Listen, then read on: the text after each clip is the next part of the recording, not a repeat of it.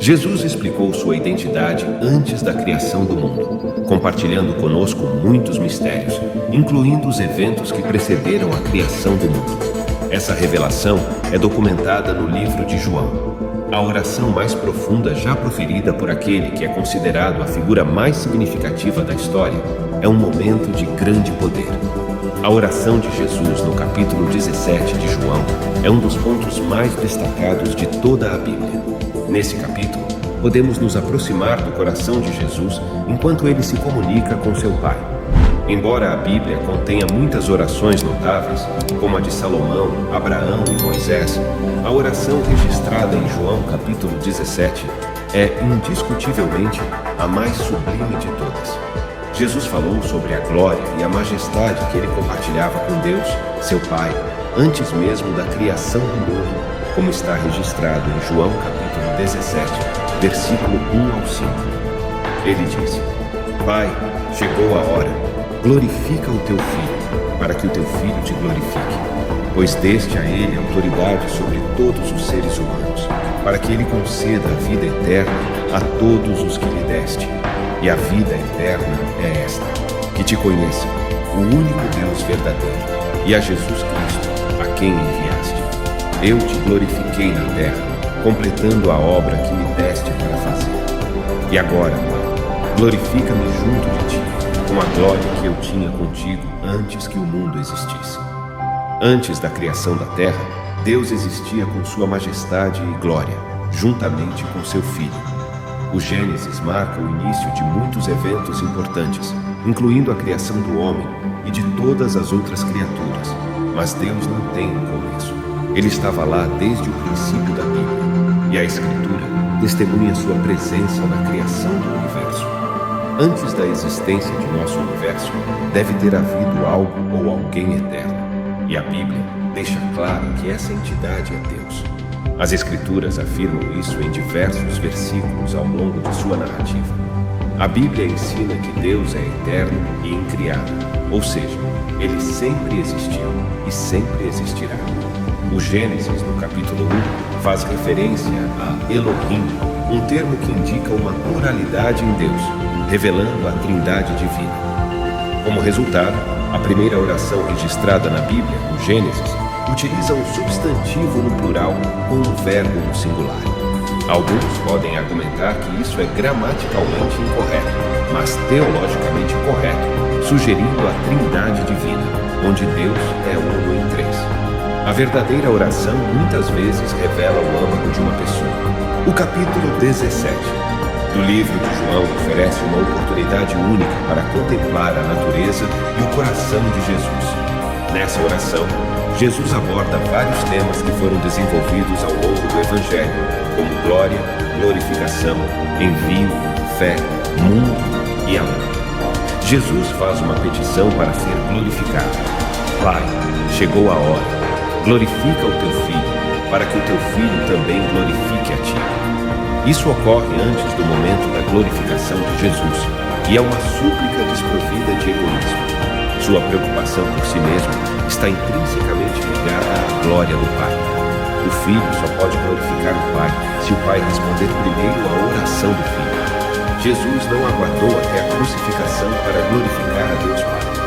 Durante toda a sua vida, ele trouxe glória ao Pai na terra, desde o momento de sua circuncisão e dedicação no templo até seus anos de obediência em Nazaré. Através de sua fé, obediência e ministério terreno, Jesus glorificou o Pai em cada sermão pregado, em cada cura de cegos ou enfermos, em suas instruções a AOS discípulos, em seus confrontos com líderes religiosos corruptos, em suas respostas às perguntas e em seus toques amorosos. Ao declarar, é terminado a obra, Jesus demonstra confiança e segurança divinas, considerando a obra na cruz como já cumprida. Ele pede ao Pai que o glorifique, mas com a mesma glória que o Pai possui. A oração de Jesus não expressa independência, mas sim uma contínua dependência de Deus Pai. Muitas pessoas buscam louvor e atenção para si mesmas, mas a petição de Jesus por glória difere, pois reflete a dependência. Quando Jesus diz, glorifica-me junto a ti, ele ressalta a conexão entre dependência e independência. Além disso, ele afirma, com a glória que tinha contigo antes que o mundo existisse. Isso demonstra que Jesus estava ciente de sua preexistência e natureza divina. Ele sabia que houve um tempo na eternidade passada em que Deus, o Filho, e Deus, o Pai, compartilhavam glória. Jesus não poderia ter feito essa oração de maneira honesta e sensata se não fosse verdadeiramente Yahvé, igual ao Pai. No livro de Isaías, no capítulo 42, versículo 8, Yahvé declara que não compartilha sua glória com ninguém. Se Deus, o Pai, e Deus, o Filho, compartilham sua glória, ambos devem ser Yahvé. Como um comentarista bíblico observou, Jesus tinha um pedido principal, que o Pai o recebesse de volta na glória que ele havia renunciado para cumprir sua missão. Essa petição para voltar à sua glória original deixa claro sua preexistência e igualdade com o Pai. Isso confirma sua afirmação de que ele e o Pai são um, como vemos em João capítulo 10, versículo 30. O Evangelho de João enfatiza a glória de Jesus ao longo de sua narrativa, registrando as diversas maneiras como Jesus se referiu à sua própria glória nesta oração. Os eventos que culminaram na crucificação começaram com a traição. A frase, agora o Filho do Homem foi glorificado, se refere à razão pela qual Jesus veio ao mundo. Ele morreria e em seguida ressuscitaria dos mortos como expiação substitutiva. O Filho glorificaria o Pai e o Pai glorificaria o Filho, promovendo a glória um do outro. Destacar a grandeza de Deus é de fato o que os cristãos devem fazer. Tudo o que pensamos, dizemos e fazemos deve ser para a glória de Deus. Jesus não apenas ora por si mesmo, mas também intercede por nós. Em João capítulo 17, versículo 24, Jesus diz, Pai, desejo que aqueles que me deste estejam comigo onde estou, para que vejam a minha glória, a qual me deste, porque me amaste antes da fundação do mundo. Tudo o que somos ou seremos em nossa jornada espiritual é devido ao Salvador que se entregou por nós, que orou para que fôssemos um com Ele e que nos deu um belo exemplo de como orar em nossas próprias vidas. Finalmente, vemos Jesus em sua glória novamente no livro de Apocalipse. João, ao documentar o que viu, testemunhou um poderoso Jesus que ultrapassava a compreensão de um homem comum. Em Apocalipse capítulo 1, versículo 12 e 13, João descreve, então me virei para ver quem falava comigo, e ao me virar, vi 7 candelabros de ouro, e no meio dos candelabros, alguém semelhante ao Filho do Homem, vestido com uma túnica que ia até os pés e cingido com um cinto de ouro ao redor do peito. Foi um encontro extraordinário. João testemunhou a majestade de Jesus, o honrado Cristo. A voz poderosa que ele ouviu era distintamente marcante, como o som de uma trombeta. Essa poderosa voz pertence ao Alfa e Ômega, o primeiro e o último, aquele que está no princípio e no fim de todas as coisas.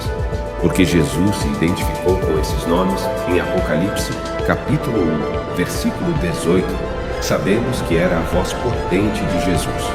O título primeiro e último corresponde ao Senhor, Yahvé, o Deus de Israel. O título Alfa e Ômega expressa a mesma ideia de ser o primeiro e o último. Este é um dos trechos do Novo Testamento em que Jesus claramente se apresenta como Deus. Podemos apenas imaginar o impacto que essa visão teve na mente de João enquanto ele observava. É possível que o som da voz que João ouviu não coincidisse exatamente com a lembrança da voz de Jesus. Ele a descreveu como o som de uma trombeta em Apocalipse, capítulo 1, versículo 10. No entanto, João reconheceu que era Jesus, pois a voz se autodenominou o Alfa e o Ômega. Após passar tanto tempo com Jesus durante seu ministério na terra, João finalmente teve a oportunidade de encontrá-lo pessoalmente após todos esses anos. A vestimenta e o cinto podem evocar imagens do sumo sacerdote na Bíblia, o que também pode implicar que Jesus é o sumo sacerdote de seu povo. A única outra menção de cintos em Apocalipse está no capítulo 15, versículo 6, onde eles são feitos de ouro e associados a uma iconografia sacerdotal referente aos anjos no templo celestial. Assim, Jesus não é apenas retratado como rei, mas também como sacerdote, uma combinação de imagens que se tornou familiar ao povo judeu durante o período dos Macabeus. Em seguida, João continua descrevendo: sua cabeça e cabelos eram brancos como lã branca, como a neve, e seus olhos como chamas de fogo que penetram profundamente. Seus pés eram como bronze polido que brilha em um forno, e sua voz era poderosa como o estrondo de muitas águas. Apocalipse, capítulo 1, versículo 14 e 15. A descrição dos olhos de Jesus se assemelha à narrativa de um anjo no livro de Daniel. Daniel, capítulo 10, versículo 6. Enquanto a descrição de seus membros é semelhante à apresentada no livro de Ezequiel. Ezequiel, capítulo 1, versículo 7.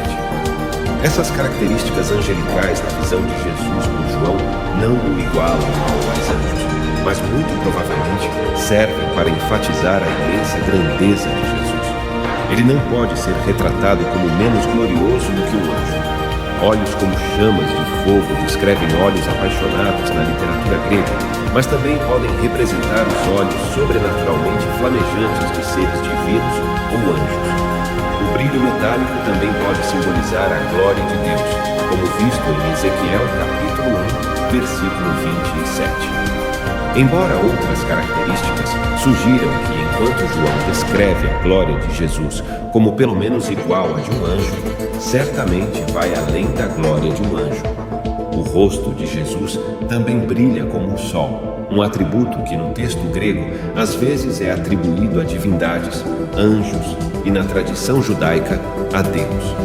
Em seguida, João prossegue em Apocalipse capítulo 1, versículo 16, descrevendo a visão com detalhes. Na sua mão direita, ele segurava 7 estrelas, e da sua boca saía uma espada afiada de 2 gumes, simbolizando o juízo, e o seu rosto brilhava com majestade, e a glória da Shequina era como o sol em todo o seu esplendor ao meio-dia. Apocalipse, capítulo 1, versículo 17. Ao contemplar essa visão poderosa, João relata: quando o vi, caí aos seus pés como morto. Mas ele pôs a mão direita sobre mim e disse: não temas, eu sou o primeiro e o último, a divindade absoluta, o Filho de Deus. Mesmo sendo um apóstolo que conheceu Jesus pessoalmente durante sua vida terrena, João ficou completamente atônito ao testemunhar essa visão extraordinária. Mesmo os 3 anos em que João conviveu com Jesus na terra não o prepararam adequadamente para o momento em que Jesus se manifestou diante dele em toda a sua majestade celestial. Nesse instante, João percebeu o poder divino e a majestade que Jesus havia temporariamente ocultado enquanto caminhava na terra.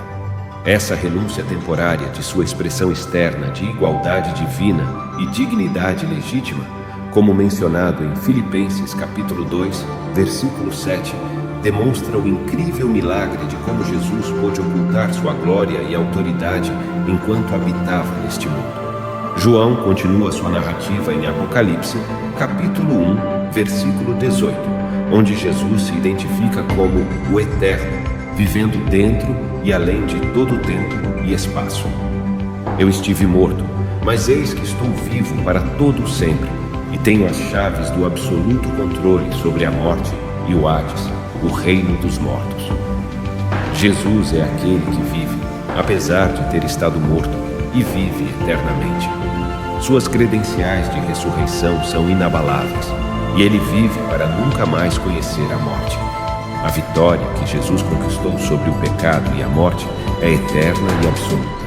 Ele não ressuscitou dos mortos apenas para morrer novamente. Jesus é o único detentor da chave do Hades e da morte.